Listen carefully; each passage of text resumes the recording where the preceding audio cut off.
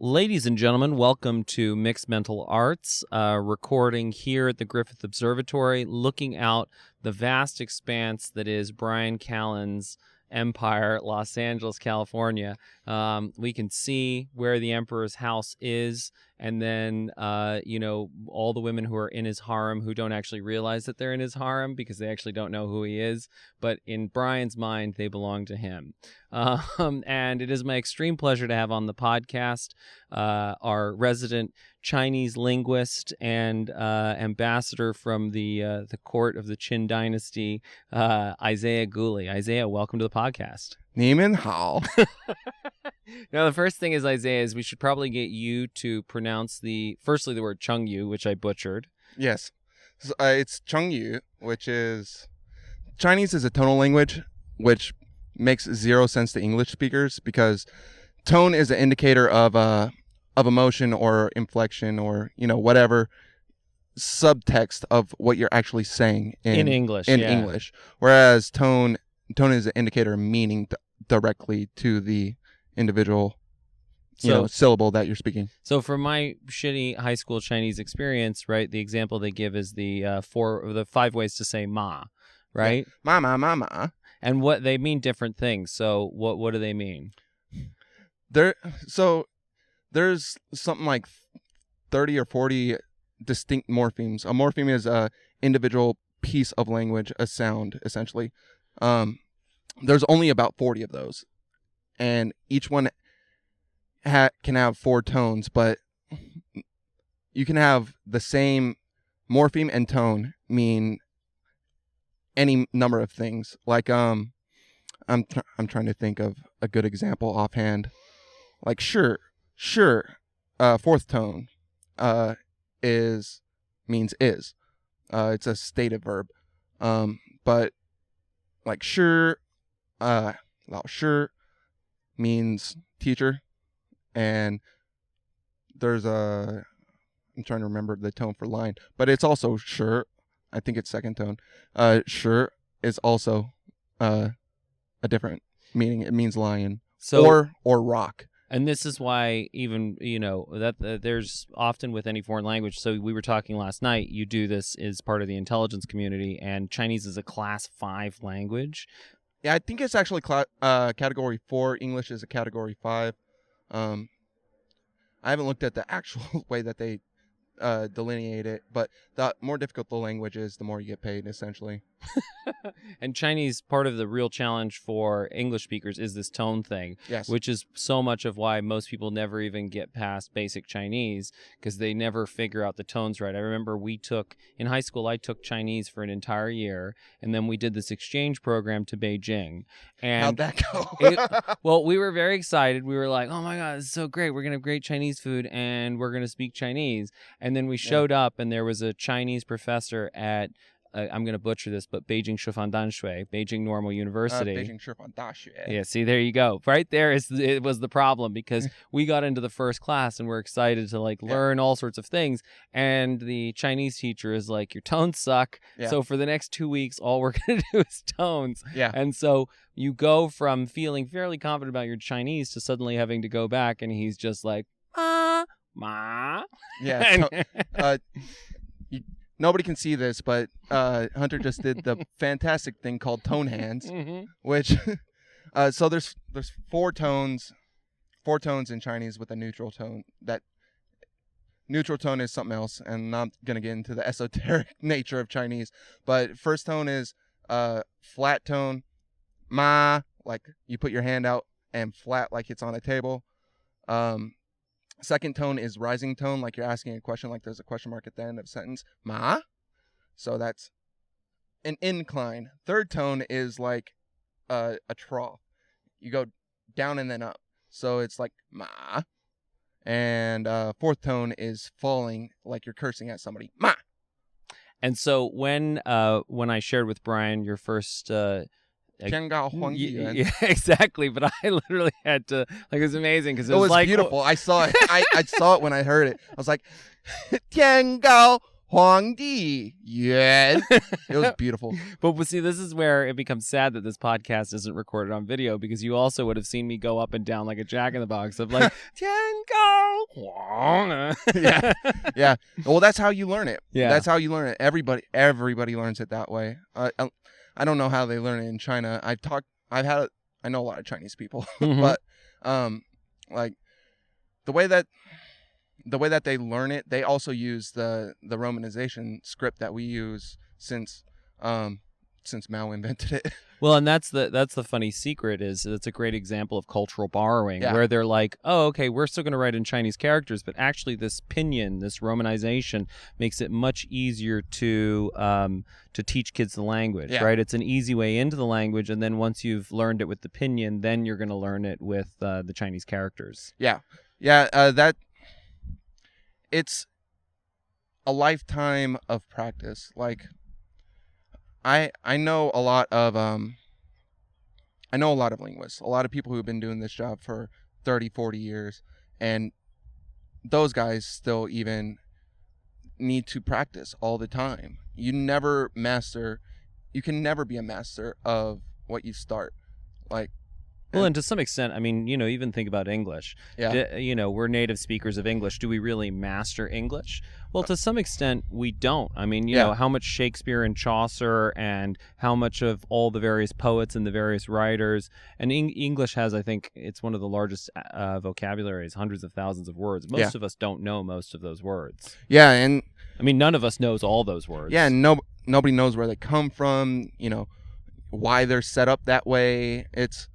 You can be fluent in a language. Fluent is a nebulous term, but you can be fluent in a language and not know, how to tell somebody to change a tire on your car. Yeah. Because that's a very specific use case. Or, even if you're fluent in English, go try and read some sort of medical text. Yeah. Suddenly you find that your fluency in English doesn't amount to shit. It's a funny story about that. I've been listening to a lot of Chris Ryan lately, full disclosure. And, of course, Chris Ryan talks a lot about sex. And so when I was like 12, 13 years old, my mom had a whole bunch of encyclopedias, like the World Book from 1994 and like a bunch of medical textbooks. And when you're, 12, 13, 14 and you're a boy, you're getting hit with a lot of hormones. So you think about sex a lot. So me, being the bookish individual that I am, opened the medical encyclopedia and began reading as much as I could about the biology of sex. So I don't know if that's a good thing or bad thing. Well, doesn't you have to have a technical appreciation to really appreciate. Yeah, it's like appreciating cars. You can appreciate the beauty of a car, but you don't really understand cars until you understand the engine. Until you get under the hood. Exactly. Until you get under that hood, baby.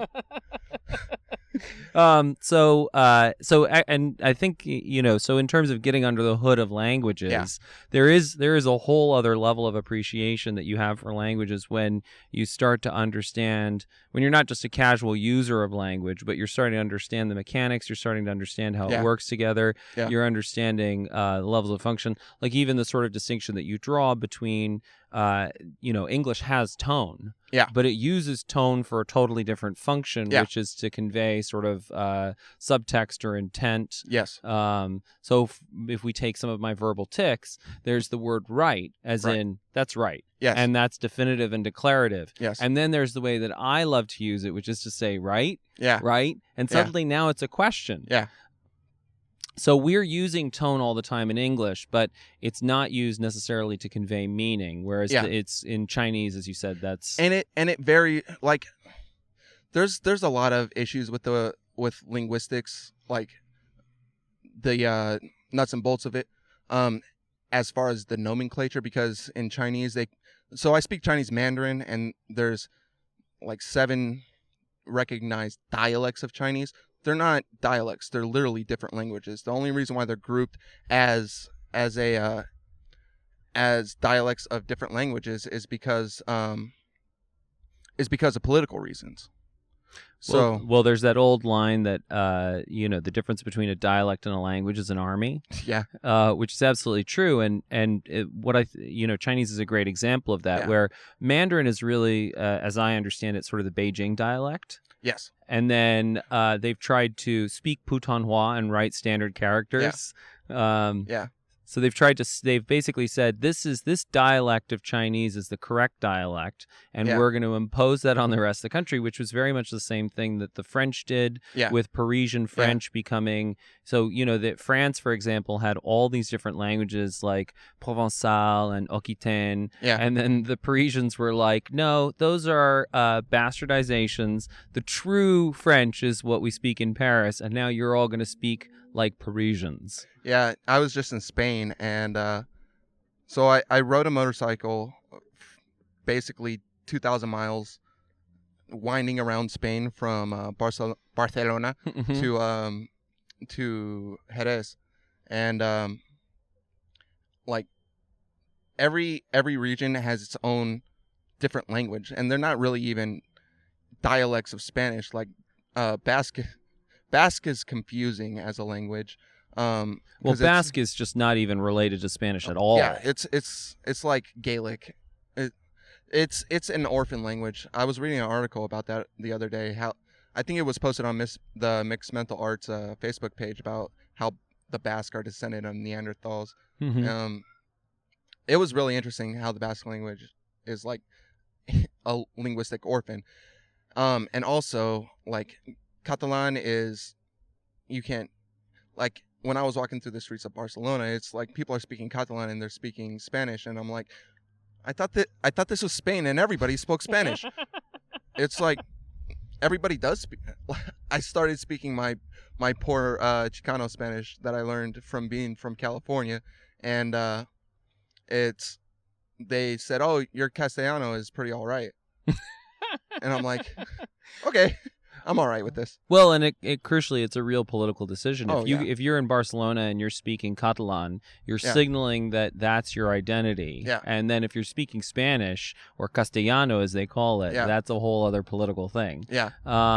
So so much of this comes down to tribal identity. Yeah. And what nations are trying to do is trying to forge a larger tribal identity. Yeah. And so other tribal identities become threatening to them. Yeah. And they're trying to subjugate those tribal identities in favor of the larger one. Yeah. And there's this, when I was in Beijing, there were all these signs all over the big sites that said speak Putonghua and write standard characters, which Putonghua is the official dialect. It Putonghua, or in the People's Republic of China, it's called Putonghua. In the Republic of China, also known as Taiwan, it's called Guoyu, and in Hong Kong, they also call it Guoyu, because they're speaking towards a larger ethnic identity of Chinese people being, we're all the Pan Han is the way that I like to think of it, because it is the standard language, and they do use it as a means to, I'm going to say, crack down on dissidents. But at the same time, it's like, I'm from California, and there's a lot of Asian people here, and not many of them who started off like in the 1800s before the Chinese Exclusion Act. Not many of those people speak Putonghua as their first language. They predominantly speak Cantonese, or primarily Cantonese, because they shipped the workers over from Guangzhou, which is in South China, which is, that's basically just across the water from Hong Kong Island, right? Yeah. There's the province is Guangdong, and the main city there it's Shenzhen, Guangzhou, the giant metropolitan area. But yeah, that's where they shipped them from. But the reason why they shipped them from there is because during before the First Opium War, that was the only place where foreign sailing ships could do business.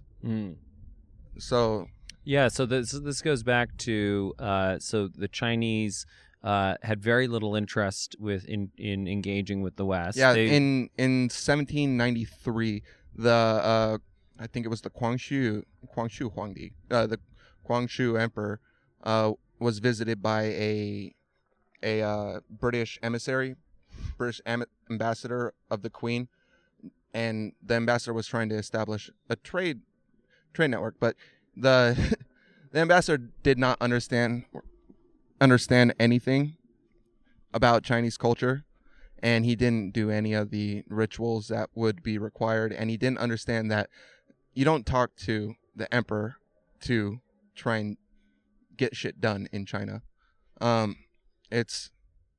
China's an interesting place, but back to the story, he went to the emperor, tried to establish this thing, and there was a group of edicts. It's the Qianlong Emperor, not Guangxu Huangdi, Qianlong, the 1,000-year dragon.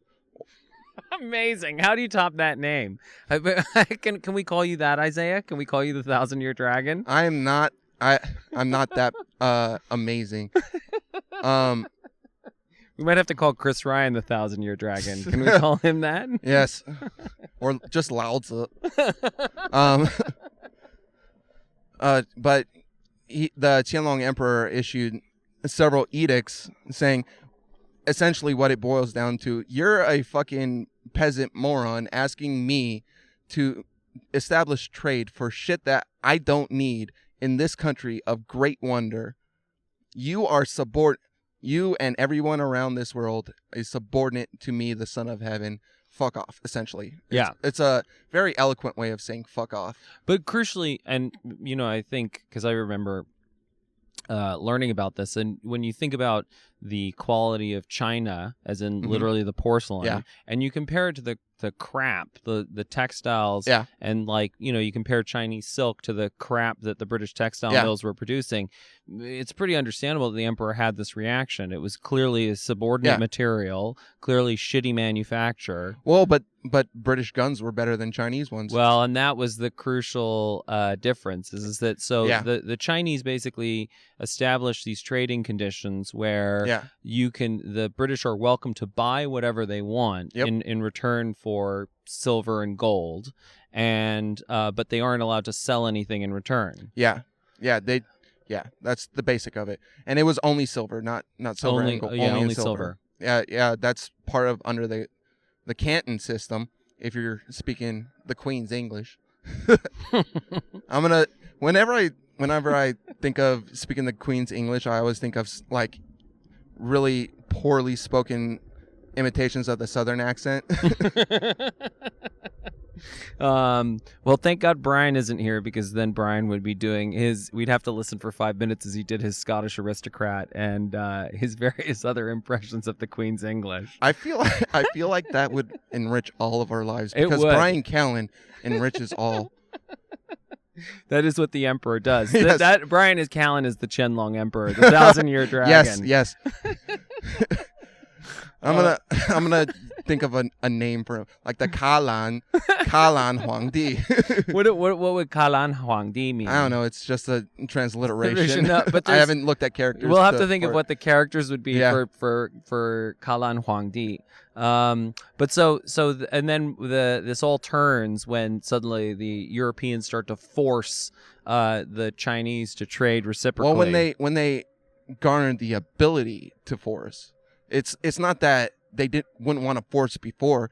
China prior to the Opium Wars was the longest established, most powerful, most cohesive, and centralized state in the world, with the biggest economy, most surplus, most agriculture, largest population of any country.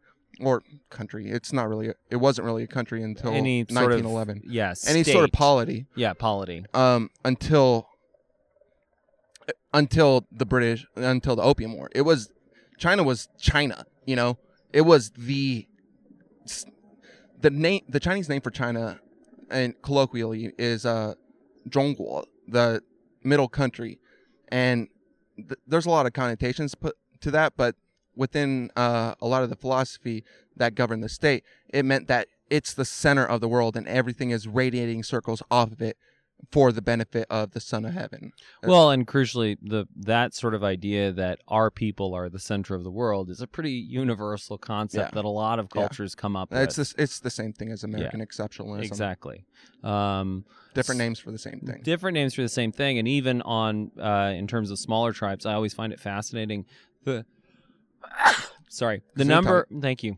By sway. The number of tribes where when you look at what does their tribe's name mean, they call themselves the people. Yeah. So everybody sort of thinks of themselves as the people, and then there are those other weirdos. Yeah. Have you seen this YouTube series called Crash Course? Yes. Done by John Green. John and Hank Green. The Brothers Green. Mm-hmm. It's wonderful. It's really great. But they did an episode on Greek and the origin of the word barbarian, and it's the people who say bar. Well, and in Russian, the word for Germans is Niemiecki, which is like the people who say nothing or something like that.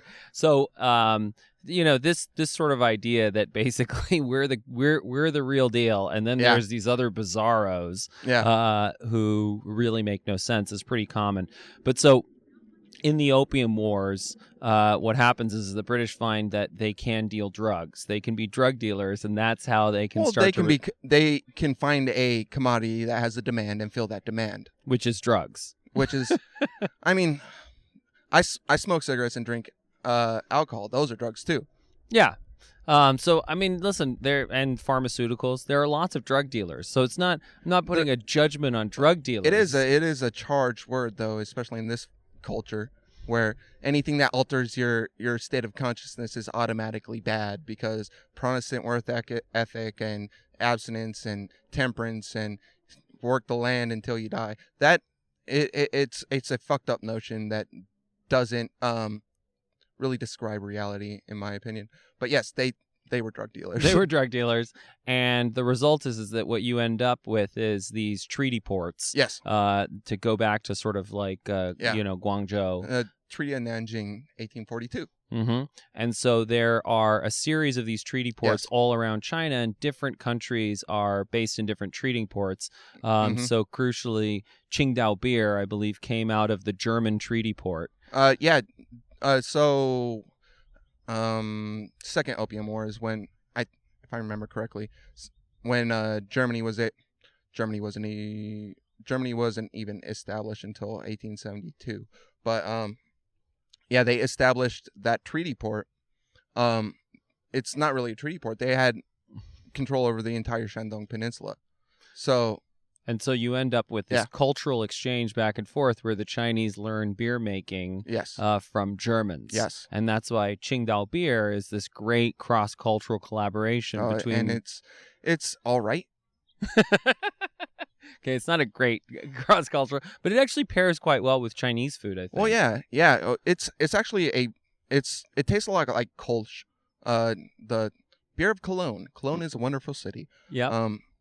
But it tastes a lot like Kolsch. It's a good lager beer. Yeah, it's very light and with sort of spicy food or with rich Chinese food. Yeah. Seems to it work washes quite down well. Yeah. So there's this cultural exchange that's happening back and forth between the various treaty ports and the various countries. But crucially, the Chinese find themselves in much the same place with this, where they have this mess of languages, and they're trying to form a more and more cohesive polity. Yes. And so they're trying to basically deal with these other identities in the same way that the Spanish have to deal with people who speak Catalan and Basque. And I mean, the story that I love is in repeatedly you find that cultures innovate this practice of like what they did in Provence. I think it was in Provence and Aquitaine. The French had what they called the vergogne, which was they would take a child who was speaking the foreign language, and they would hang a sign that said, "I am an idiot. I speak Provençal," around their neck. Yeah. And then that kid had to find someone else who spoke that language before the end of the day, and then they would pass that sign on. And whoever was stuck with the sign at the end of the day would be beaten. And so what this does is it not only makes the creates a strong disincentive to speak your local language, the language you speak at home. It also creates mistrust within the community. Yeah. And that destabilization then makes it easier for the central power to impose their will. That's the same thing that Mao did with the Cultural Revolution. There you go. There's no different. So that's what these patterns emerge in these cultures where you find that the same sort of approaches, let's not even call them solutions, emerge that are trying to form larger and larger political units. Yeah, it's there's that old saying, there's nothing new under the sun, and that to me gets back to the way that groups work and the nature of human groups and how humans interact in groups. There are ways to do things. Now there are different ways to do a lot of things, but for some things there's only one way to do it. If you want to destroy a group, you got to give them a Carthaginian peace. So yeah, now that's strong stuff there. So and you're referencing the Punic Wars, yes. right, between Rome and Carthage, and there was this phrase that was being said throughout these 3 Punic Wars, and it was Carthago delenda est. Carthage must be destroyed. Yeah. And then after the Punic Wars, they not only destroyed Carthage, but they salted the earth, yeah, so that no food could grow there again. Yes. And there's the famous saying, they made a desert and they called it peace. Yes. So, cultures have to, again and again, you have to destroy the old culture to be able to then bind those people into the new culture. Bind is a good word in this. Maybe not bind them to it, but enact bondage upon them. In some sense. And the challenge is essentially, and I think a large part of what we're trying to do with mixed mental arts is to have a more consensual form of people. Ladies and gentlemen, consent matters. Consent matters. And I think that, if we could start to create sort of intentional cultural mixing, and people can find their way in and sort of evolve their own mixed culture. Yeah. Well, I think that's the beauty of mixed mental arts, is that it evolves organically, and real cultural integration is organic. Because like if you look at a lot of examples throughout history, like the Meiji Restoration, it was a situation in which they tried to deliberately do a lot of things and it didn't really work, and that's how you ended up with the Second World War. Like there's a direct path from the Meiji Restoration to the Second World War. Well, they're just sort of like throwing it on top of the underlying culture, and so it's not really integrated into the belief system and the values. Yes, that's a very, very good way of putting it. But I think the greater point is that it's like the old lady who swallowed the fly. Mm-hmm. If you try to swallow a cat, eventually, or if you try to swallow a spider to get the fly, eventually you're gonna swallow a cat and a lion and a tiger, whatever. Bears oh my. Explain the story to me. So the old lady who swallowed a fly. There was an old lady who swallowed a fly, something, and she swallows a spider to catch flies. Swallows a. So she swallows the fly. The fly's inside of her. Yeah. She wants to deal with the fly, so she has to swallow a spider to deal with the fly. Yeah, and then she swallows something that will kill like a rat to kill the spider, and then a cat to kill the rat, and then a dog to kill the cat. And it's like the situation in Australia with importing the foxes to kill all the toads. Oh yeah. The rabbits get imported, and then they have to deal with the rabbits by myxomatosis. So the point is that you keep on trying to solve this original problem and just keep on making it worse and worse and worse. Okay. Yeah. So now I know that story. Okay. Yeah. Good. But I think the moral of that story isn't try and find a better way to take care of the problem. It's the old lady who swallowed the fly, she'll just digest the fly. Yeah. Things happen organically. And that's a beauty of cultural interaction, is that you take what works, get rid of what's not, add what's uniquely your own. It's like Mexican food. Uh-huh. like especially California Mexican food. And I tried to explain this to somebody at a Mexican restaurant once when I said I wanted to get carne asada fries. They're like, why would you want French fries with carne? It like didn't click to them, and then we got it, and they were like, oh my god, carne asada fries. That sounds amazing. Yeah. Well, it's like Del Taco. Yeah. I go to Del Taco, I get hard tacos, a hamburger, a little burrito, and chili cheese fries. You can't get that in Mexico. No. And I mean, even that's what's fascinating. The thing that I love most in terms of all Mexican food is tacos al pastor. Oh, those are great. Those are amazing. And I looked into the history of it a little bit. Turns out it was some Lebanese guys moved to Mexico, and they're like, shawarma. We're going to make shawarma in Mexico. And then originally they started off doing it with lamb because that's what they had done back in Lebanon. And so they're making shawarma tacos, essentially. But then it becomes clear that these non-Muslims prefer pork. So then tacos al pastor becomes done with pork. Yeah. And then they start adding in pineapple and this and that. And then you have modern tacos al pastor. But it is this organic cultural borrowing, and then people improv off of that. And they say, we love what you're doing with this tacos shawarma, but now we're going to twist it and we're going to make it this new thing, and on and on and on. And it just keeps on evolving. Yeah, exactly. And that's how... That's how things that are awesome come about organically. Anytime you try to force something, you end up with the Holocaust at its natural end.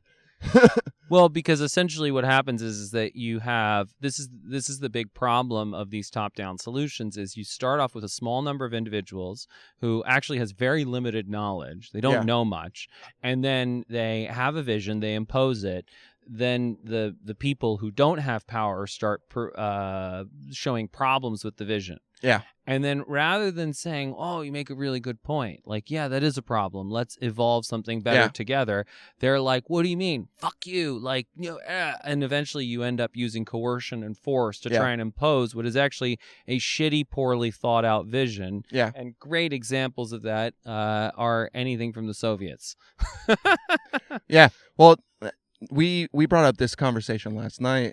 Me and Hunter had some wonderful food, and with Nicole, and I made your other new best friend BG. Oh yeah, what a wonderful man! What a wonderful man. I was the only one who was drinking heavily, so I don't know about that. There were cigars, there was beer, there was delicious tacos. Yes. I don't know if they weren't carne asada. Really, it was barbacoa. Barbacoa, yeah. And then it was great. It was a great night. It was wonderful. But the point is, I brought up what's the difference between Stalin and Hitler? Mm-hmm. In my opinion, there's no difference between Stalin and Hitler or Qin Shi Huang, the first Chinese emperor. They took over an area, enacted their will upon the area.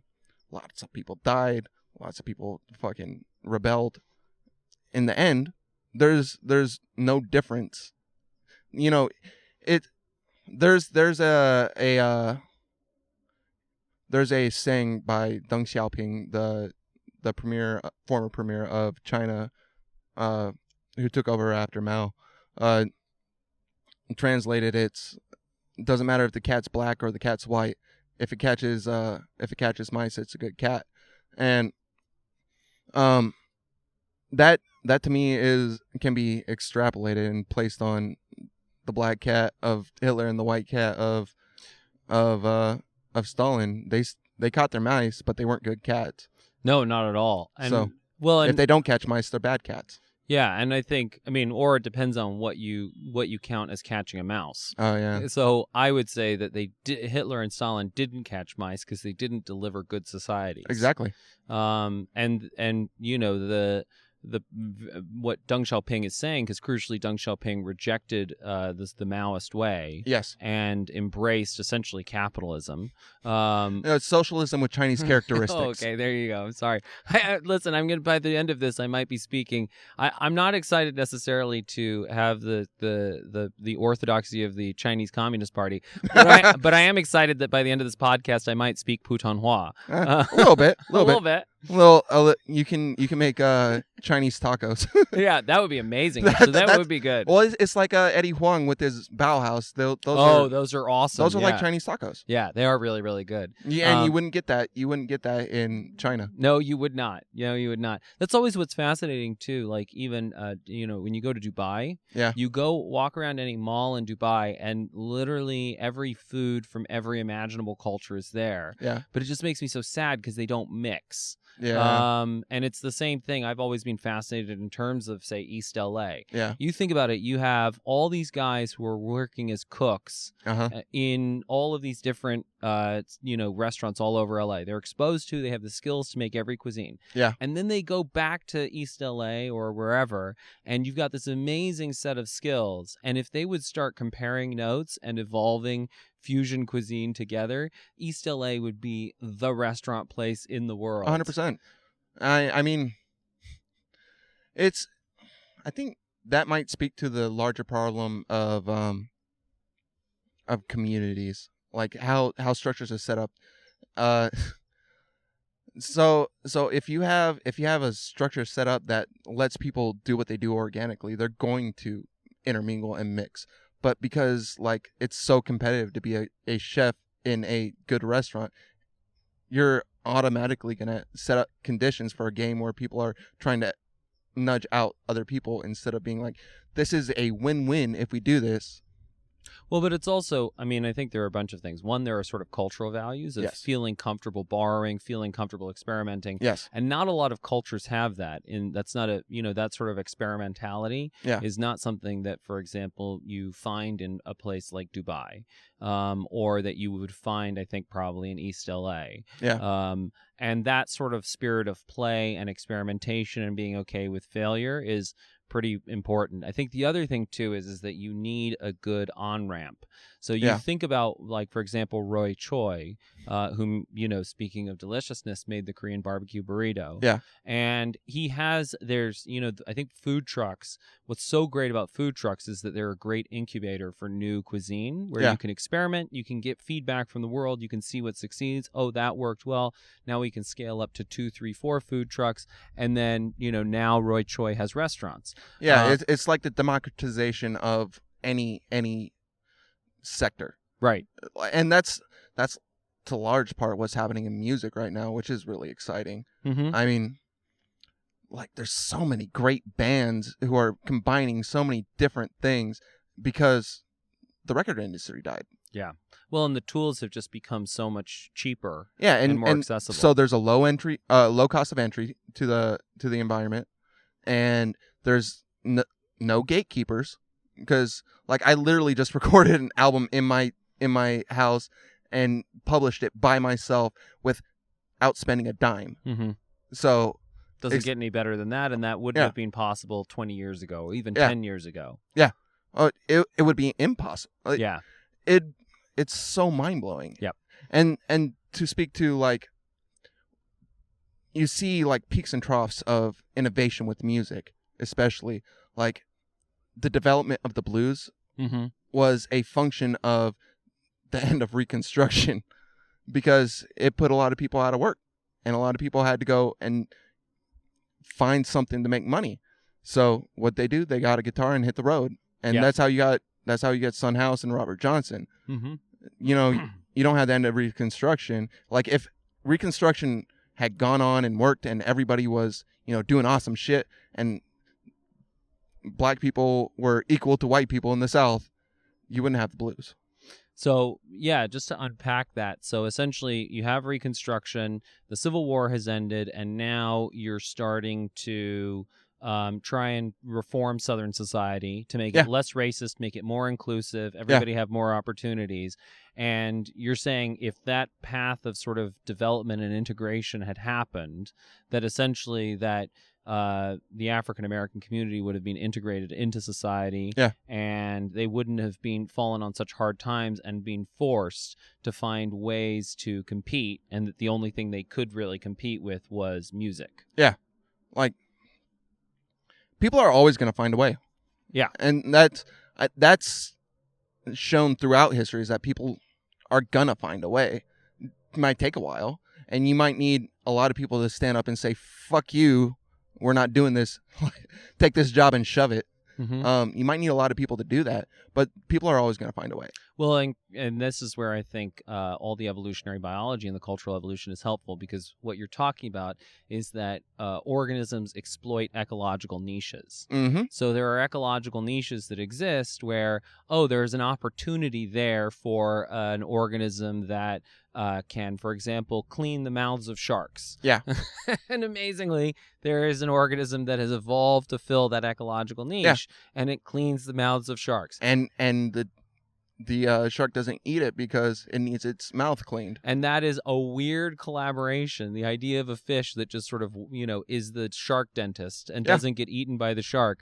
But that's the power of evolution, is that there are gaps in the free market of genetics, and somebody comes in and exploits them. Yeah, that's the irony of the red and tooth and claw paradigm, is that if everything were to kill everything else, nothing would be alive. Yeah. And there needs to be a certain amount of experimentation. There needs to be, and crucially, I mean, there's a really great example of cooperation, right? There's cooperation between the shark and, what is it? I think it's the pilot fish. Pilot fish. Could be wrong. I'm not a biologist. Bryan Callen would know. Bryan Callen would know, but apparently I'm not a biologist either. Sam Harris has told me that I am wrong about the relevant biology and half the biology. So now that I know that I'm not a biologist, it's great, because I can just say that I don't know, and then later I can Wikipedia it. Oh, of course. Whereas Sam doesn't have to ever Wikipedia things. Those Pew polls, he definitely didn't just look up some statistics that make Arabs look bad. So anyway, so on that note, what we're seeing is that people will exploit an ecological niche, but crucially, we have to set up that mixing, and we have to make it easier for that borrowing and that stealing. And in some areas of endeavor, that happens pretty easily because there aren't barriers. Like, it's not like musicians sit around and they're like, "Oh, I don't know.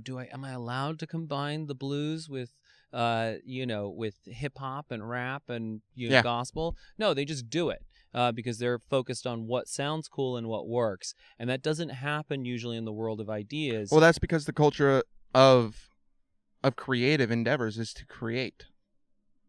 Like, you don't get something as awesome as the Black Keys if you don't have an environment that says, "Do you?" And for a long time, what they did was just straight up blues. And then they started taking more, diffusing more and more and more. And like the last record that they came out with it has echoes of Tom Petty in it. It has echoes of Prince in it. It's just something completely new, and it's carne asada fries. Yeah, and that's the point of mixed mental arts, is carne asada fries. Yes. If you have an idea and you're excited, and part of it is, we've been talking about this with music. Like I wrote a thing, Smart Goes Pop, all about where you look at what happened. Anders Ericsson does this original research on how practice leads to expertise, right? And then out of all of that research, the bit that Malcolm Gladwell pulls out is the 10,000 hour rule. Yeah. And then Macklemore is like, "Oh, that's an awesome idea." And then he makes this awesome song, 10,000 Hours. Now, the crucial thing is that's the diffusion of innovations. That's the movement of ideas. Now, Anders Ericsson says, well, Malcolm Gladwell focused on the 10,000 hour rule, and that's an oversimplification and all of that. But guess what? Most people are never going to read Anders Ericsson's original research. Yeah. And so if even a little bit of that research gets out into an awesome song, well, then that opens up for someone else to do another song that says, "And do you know how you do that 10,000 hours? It's about slowing down. It's about deliberate practice. It's about really improving." So but that's what we want to get going, is smart going pop, where people are taking these ideas and remixing and creating their own creating heuristics. Yeah, creating heuristics, rules of thumbs, and that's crucially what you were doing. Especially that's what you're saying about "Watch me butcher the Chinese language." chengyu. Close enough. Closer. You gotta like your. So that morpheme yu is a morpheme that we don't have in English, and a lot of people fuck it up. It's hilarious. Yeah, so because you're sitting there, no, you, no, you for like 15 minutes. Well, there's a lot more lip rounding in the Chinese one, right? You. Yeah. It's like a umlaut in German. Mm-hmm. Yeah. So, okay, so chengyu. Yeah. Okay, that's Closer. better. Closer, and we'll closely approximate. I mean, again, You need 10,000 hours. yeah, you really do need 10,000 hours. And that's the point, is you can get hung up on the exact number of 10,000 hours, as Anders Ericsson did, or you can just recognize that it's a shit ton of practice, and that's the point of the 10,000 hour rule. Well, and that's like you mentioned in a previous podcast about 72 virgins. 72 just means a fuck ton. Yeah. They have that in Chinese too. Bai, it means 100, but it means a fuck ton. Qian means 1,000. It means a whole fuck ton. Yeah. And wan means 10,000, and it's, God damn it, we're gonna need a lot. But so, even when that comes up in a chengyu about like a journey of 1,000 miles begins with a single step or whatever. Yeah, I think it's I can't remember. But we're not getting super literal about, well, is it 1,000? Is it 999 miles? It's a goddamn metaphor, people. Yeah, it's a goddamn metaphor. But crucially, and some people don't understand metaphors. But go ahead. I have a story about that. Go ahead. No, go ahead. Tell the tell the story about people who don't get stories. Who don't. So no, I was in Goodfellow Air Force Base, Texas, right? And we were out drinking at a daiquiri bar. Oh. And we met this girl who, long story short, she was not, quite well read. She hadn't done the her sharpest tool in the shed. Yes. Yes, she was dumb. And we recognize this because we're all assholes, and we kind of started making fun of her in a hyperbolic manner. And my friend said she took us completely literally when we did that, and my friend literally stopped and said, "Do you understand what hyperbole is?" People don't understand stories. Go on. Well, so funnily enough, have you ever had Castle Mine 4X? No.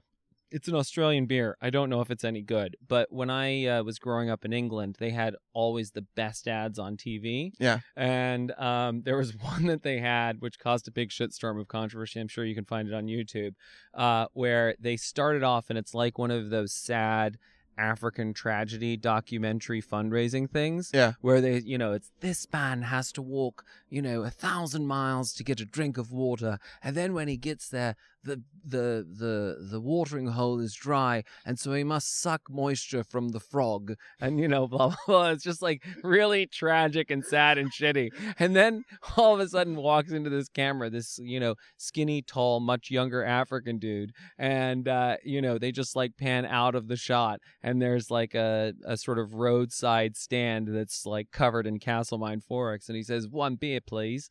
And he goes, "Dad never was the sharpest tool in the shed." Yeah. But the point is that very often, people are focused on these, oh, it's so difficult, when there's an easy solution right there. And people just don't understand that these metaphors and these stories and these heuristics or rules of thumb have always existed.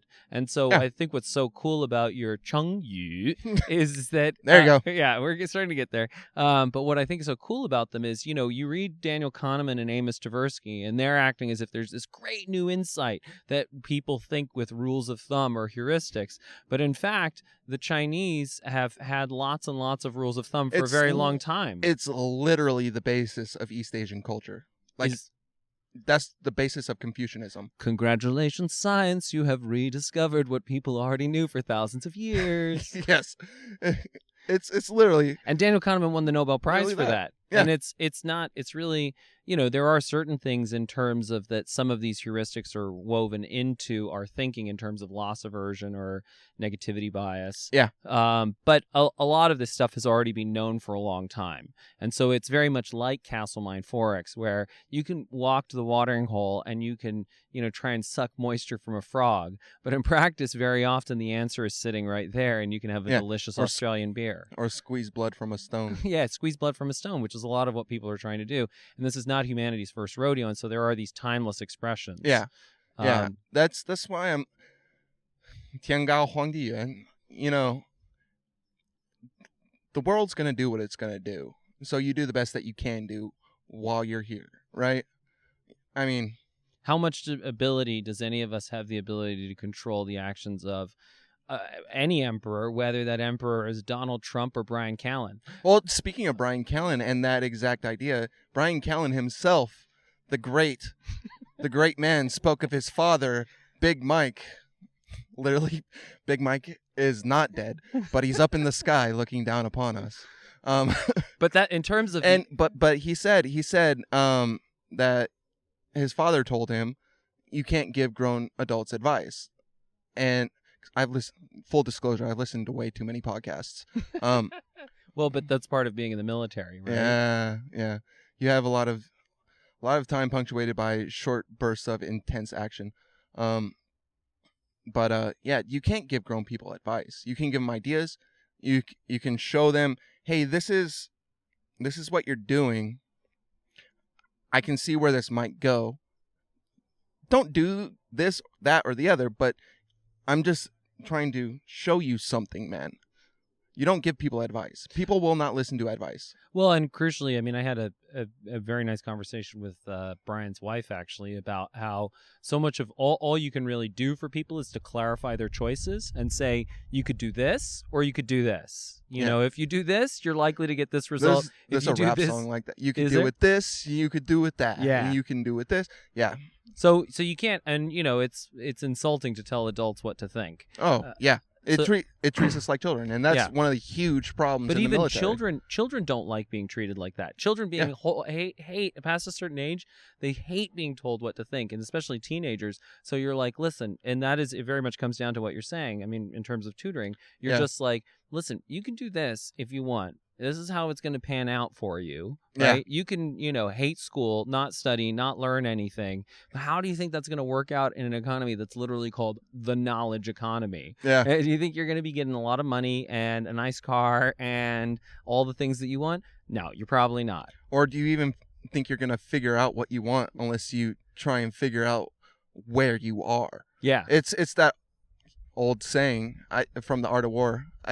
The Art of War is classical Chinese. I can't speak classical Chinese. It's like reading ye olde English, but worse because there's no phonetics. Yeah. But the translation of that one, know your enemy, know yourself, and you will not seek peril. That whole old paradigm, that's so true on so many levels because you got to basically understand that you don't know yourself.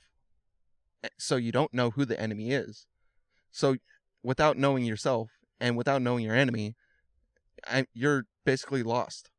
Yeah, and so the point, very much like, and that's a lot of what we've sort of been talking about, and what's cool and part of what we talked about last night is the degree to which Brian and I have sort of been having conversations, but then sort of blasting them out into the internet and not knowing if anybody was listening and not knowing whether we were being heard. And so I, for example, have had a tendency to endlessly reiterate certain points because I'm like, are people getting this? Hunter, if you build it, they will come.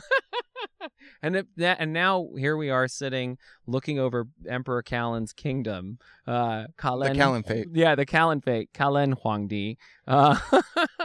And let me tell you that once again, the emperor is, heaven is high and the emperor is far away. And it's very cool to suddenly realize that, I don't have to endlessly repeat myself because people are getting it. And probably this will change my verbal tics. I'll probably stop saying right so much because I won't be constantly checking in to hear whether people are hearing me. Well, I think you're at a place right now where people are starting to listen. You're no longer the guy on the street corner with the sign saying the world is ending. You are now somebody. You're now somebody with people who are following you. So it's good. And I mean, you said last night in terms of the movement is starting to put down roots. Right. Yeah. There's enough of a tribe. We start to have enough of a structure. And now it's a different set of work because now it's like, OK, we've got all these ideas. Now we have to evolve some sort of clear, cohesive message. Yeah. Do you think nowadays people's Dunbar number is increasing? I don't know that I think that's the Facebook, I think, is a great demonstration of that it hasn't. I think Yeah. that, because I got on Facebook right in 2004 and because you were I was there. And I, went nuts like everybody went nuts and befriended 5,000 people. And then now it's like running up against that Dunbar number, that neurological limit of just being like, who the fuck are these people? Where do I know them from? Yeah. Every now and then I go through it and I can keep track. I can remember stories probably about 500 people. Mm-hmm. Like I was there with them doing this. But I asked that question because don't we use tools to circumvent evolution in a lot of ways? Yeah, to work around those limits. Yeah, to work around those limits. And so with social media, it's basically like using the first pen to write on paper to increase our efficacy in storytelling and learning. Yep. Well, and I mean, like you're saying, like, for example, even as you say that, I remember somebody that I went to college with that I basically spent no time with in college, but we did have one crazy night together. Yeah. And so, his name, and like, if I saw him, I'd be able to spark a conversation by retelling that story. Yeah. And then we would be able to work into a relationship. So, but we don't have those stories with everybody. Yeah. And crucially, like, there are a number of Dunbar numbers. Yeah. And that's part of why I started saying the Dunbar numbers. Yeah. Because there is, there's besties. The way I describe it is there's besties. There's the guys you would invite to your bachelor party, right? Mm-hmm. And so, the difference between those is that a lot of the guys you would invite to their bachelor party, you wouldn't actually feel comfortable spilling your guts to or talking about something emotionally uncomfortable. So if the marriage then fails, you wouldn't talk to necessarily all the guys who went to the bachelor party. You would go back to talking to the besties. Yeah. And then you circle out towards, the tribe of 150, and then there are 4,000 acquaintances. Yeah. So there's a series of interlocking Dunbar numbers, but at a certain point, even people who are amazing at memorizing names, someone like Bill Clinton, they don't really have a relationship with the vast majority of those people. That's a skill that he probably developed over time. Very specifically because of the job that he's in. Yeah. It's valuable to remember. It's a tool that is useful for That's right. for his task at hand. That's right. Speaking of that, and heuristics, that I do sincerely believe that all people are created equal, be it by the coincidence of your DNA or by some flying spaghetti monster. He was boiled. His noodly appendage touches us all. Yeah, he was boiled for our sins. I hadn't heard that part. I am a devout pastafarian. I will say that. No, but the thing about that is, all people are put on this planet some way or another, and they're just trying to get along with the environment that they're in. Like, this is what annoys me when, like, you listen to the great Bryan Callen and his chief disciple Brennan Schaub talk. I love them both. If they were here, I'm sure we would be having a grand old time. They would be grooming each other physically. Yes, also that. But when they talk about, people aren't equal, man, or that I'm never gonna beat LeBron James in a game of basketball. Well, you're playing a fucking game. Yeah, it's also they're comparing dumb things. So it's funny because this morning I was going through our interview with Jared Diamond to just pull out some clips. Yeah, that was a good one. It was an amazing one. All due credit to him. But also very interesting man. He's an amazing man. And part of one of the clips that I was pulling out was that story that Jared Diamond told about. He's like, listen, you compare people and you can focus on these superficial differences, and you can look at, okay, there's skin color differences, there's the shape of the face, there's hair color, there's hair shape, and then there's, you can look even at biochemical differences. People process alcohol differently, they process food differently, but these differences are all superficial. And they don't get to the core of what we now know, 100 plus episodes on from Joe Henrich, The Secret of Our Success, which is that humans have the ability to upload culture from their environment. Yeah. And the example that Diamond gives is that great example. He says, listen, people in the Papua New Guinean highlands have been isolated for 46,000 years, and you would think that maybe there would be some genetic changes that were related to the ability to acquire writing or acquire computer skills. And he said, but I started off working with the Foray tribe, and there I met, and one day he's in some I can't remember, mining camp or oil camp or whatever, and there's a young Foray man in the next hut over who's doing all sorts of crazy engineering stuff with this computer. And that he's like a level of computer skill that is so far beyond what Jared Diamond could do. Yeah. And that's because the brain, in terms of the ways that really matter, that hardware's ability to use social intelligence to upload culture in one generation is able to boom, upload, catch up. Yeah. And that's what, I'm sorry, Brendan Schaub, I love you. But you haven't read all the relevant biology. And apparently nor has Little White Sambo. Who's Little White Sambo? That's what I'm calling Sam Harris now. Oh, Jesus. Jesus Christ. Jesus Christ, no. Sambo.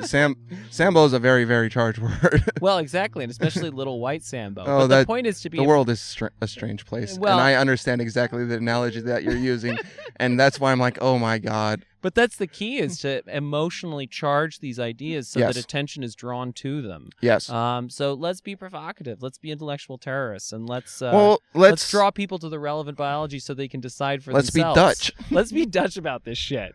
Yeah. Why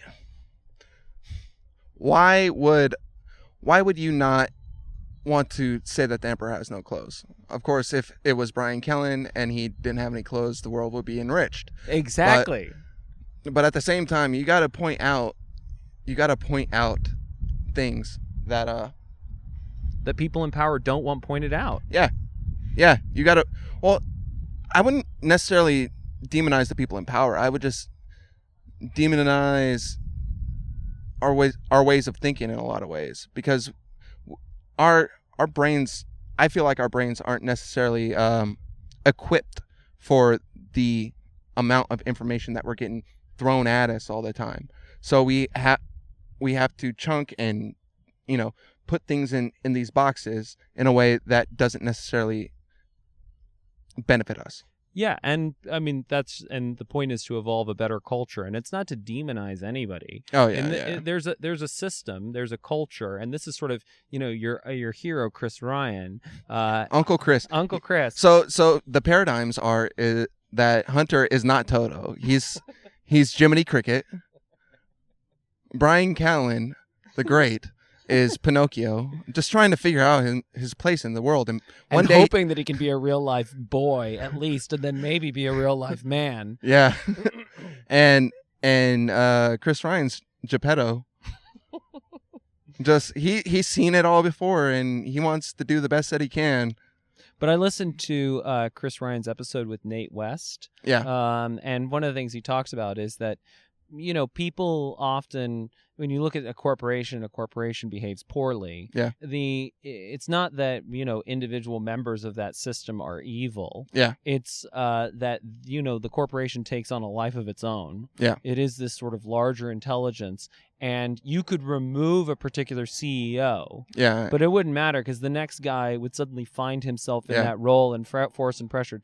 So the point is that Little White Sambo, Derek Zoolander, or even Richard Dawkins, the upper class twit, they're not. It's not that they're bad people. It's that they have evolved into a certain role that they are playing within the system. Yeah, and they exploited the ecological niche of their needing to be famous science popularizers. Yes. And now they've created another ecological niche for either Toto / Jiminy Cricket and for mixed mental arts to come along and package the ideas in a more cohesive form and outcompete them, or at least make them forced to compete and raise their game. Yeah. I don't know. I've never met Sam Harris, but... Nor have I. But... By the way that he talks, it just sounds so pompous, man.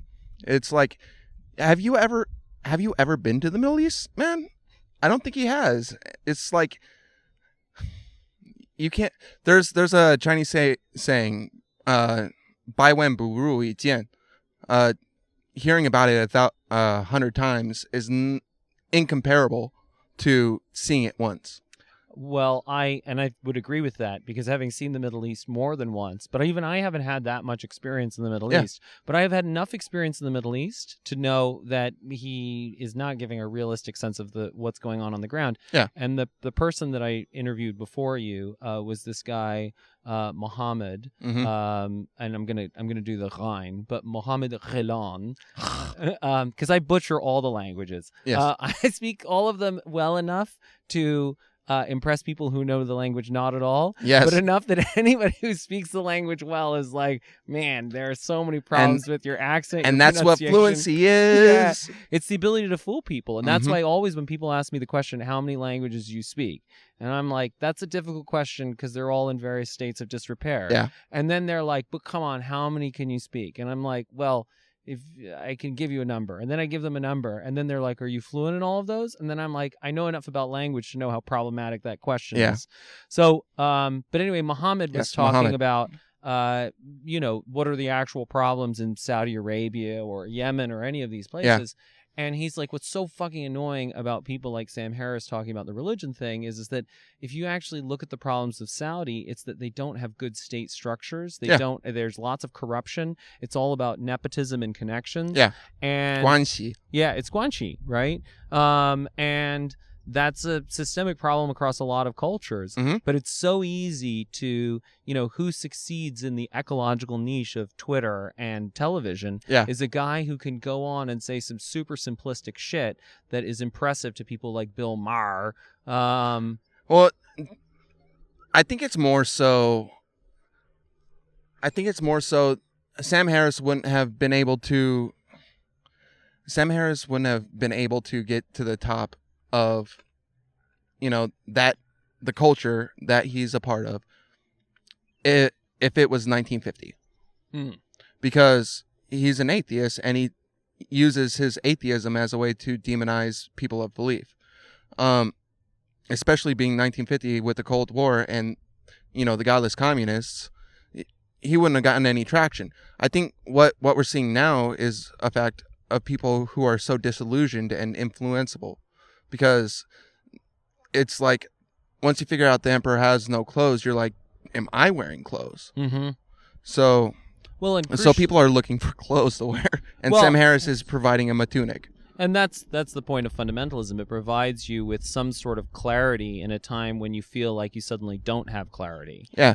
And that's appealing. But I think the opportunity is that whether we like it or not, and this sort of all connects back, we now need a larger myth. We now need a larger belief system that makes sense of the full range of human experience. The full detribalization. Detribalization from our old tribe, and then the evolution of a better... Well, detribalization of individual tribes into one great tribe. Yep, a tribe called human. A tribe called Quest? A Tribe Called Quest. See, listen, how awesome if a tribe called... I would call it a Tribe Called Quest. And actually, a Tribe Called Quest is maybe a better name because the point is that you will always be on a quest. Yeah. It's just stolen. Well, it's, totally jacked. But there's a lot of awesome wisdom within that because a Tribe Called Quest took jazz and put it to a hip-hop beat and made some of the best music ever made in America, And those guys who made that music were scholars of that specific style. They listen to all the freaking records, man. So maybe can we get a Tribe Called Quest on here and just be like, hey, can we borrow your name / rally under your banner? Unfortunately, Five Dog has passed, but I think Q-Tip might be down. Might be down. Q-Tip, if you're out there, we already have an emperor. But you could be the official court musician to the 1,000-Year Dragon, Bryan Callen. And that the beauty of the Callen fate and the son of heaven, Bryan Callen, Which then, if Bryan Callen is the son of heaven, then that just means Mike Callen is just straight up heaven. Oh yeah, he's Tien. That's why he's in Utah in the high That's desert. right. What was the point? Oh no, there's a point. It's coming. No, but like the point is that Bryan Callen was not seeking to be the leader of the Caliphate. No. We have decided that he must be the leader. That's right, like a truly great leader, but like hunter-gatherers. Like hunter-gatherers, that's right. He's being appointed, and the tribe can then steal that role from him. He's our Cincinnatus. Exactly. But by the way, I'm now that we've established that Mike Callen is Tien, right? So heaven, Mike Callen is high. He's in Utah, as you said. Yes. And Bryan Callen is far away. He may actually only be about 20 minutes from here, but he's remarkably remote and inaccessible. Time and space, man. That's They're right. inextricably linked. So, ladies and gentlemen, I think that is a beautiful note on which to end this. Yes. Isaiah, thank you so much for making me slightly less bad at Chinese. We can diffuse our innovations together, Hunter. That's exciting. And listen, that's the point. Is that there's all the Castlemine 4X of heuristics from many cultures and many times and places is sitting right there. Yeah. So if you want to walk to some shitty watering hole and then suck moisture out of a toad, feel free to do that. But what we're going to do is be setting up a beer stand where you can just get it much more conveniently and in a much tastier form. And it's cooperation and it's organic and it's beautiful. Yep. All that good stuff. All right, ladies and gentlemen, thank you so much. Thank you so much to our ambassador from the Qin dynasty. Yes. Can I make... I'm a... you can do whatever the fuck you want. I'm a completely self-serving, self-promoting... Do it. Asshole. Like I said earlier, I wrote, recorded, and published on Bandcamp a record. It's called Songs from the Heart. My band is called Great Ghouls and the Soulless, emphasis on the Great Ghouls, because that's a thing off my last name. And you can find it at greatghouls.bandcamp.com. And I've listened to it, and it's awesome. And I think also part of what we talked about is that maybe you might be making some songs around some of these ideas, which I think would be super fun. I know that Nate McCabe is also working on some songs around these ideas, and I think that would be amazing is if we can start to get some music in the Caliphate. Well, that speaks back to the Renaissance, man. Like Da Vinci was a great artist and a great engineer, and I don't think you'd have the Mona Lisa if he wasn't dissecting humans. Yeah, I mean, because he understood the anatomy well enough to be able to paint it. And speaking of artists, I have one more thing to mention. I have a friend who does a comic. It's in its 5th chapter. It's called PhD Unknown. If you just Google PhD Unknown, it's a wonderful little web comic, and you'll enjoy it. Awesome. And I think that's especially if you enjoy relevant biology. Oh, Jesus. Maybe I can understand it. If it's broken down in comic form, then maybe even Jiminy Cricket can understand it. Yes. So, and that's really the point. There's a lot of great stuff that already exists out there. The Wisdom of Crowds exists. There is PhD Unknown. There's your music is already available. There's lots and lots of stuff that's already out there. People are going to find a way. Exactly. And so all we're trying to do is to bring together the wisdom of crowds so that it can, create, cooperate, collaborate, borrow, steal like an artist, and just constantly be evolving more carne asada French fries. Yes. So on that note, ladies and gentlemen, go make carne asada French fries and present them to the emperor. Yes, supplicate.